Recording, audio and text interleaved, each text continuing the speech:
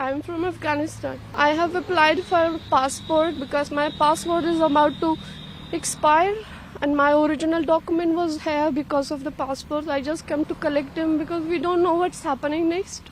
I have never felt it to this extent, helpless, hopeless, disappointed, poor and miserable in my life. All our 20 years achievement maybe just go in blinks of few days. I was a child when they were here, when they were there. Now I am an adult. I have seen how these people are. Yes, I saved US should leave the country, but why this way?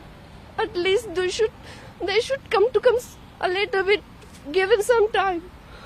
Our government, they should stay at least inside. They should not create this vacuum. Just Afghan women torn back to 20 years ago. That is the reality. Try to protect what we have achieved in the last 20 years inside the country. Our women, girls, education should be allowed. Even it's not only about women in Afghanistan. Even the men, they are not protected. They are not safe.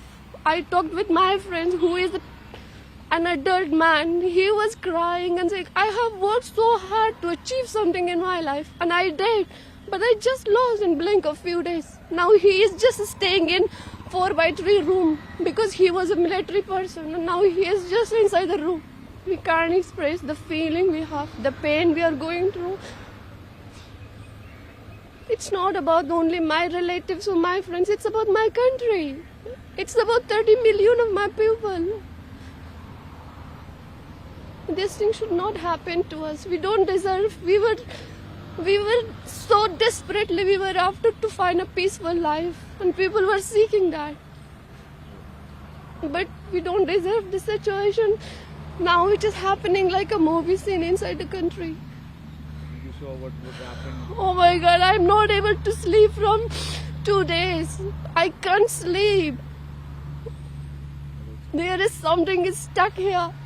What I'm seeing, the footage is coming out. They have just portrayed the reality of a country, the shattering of reality of a country into a movie scene. That's it.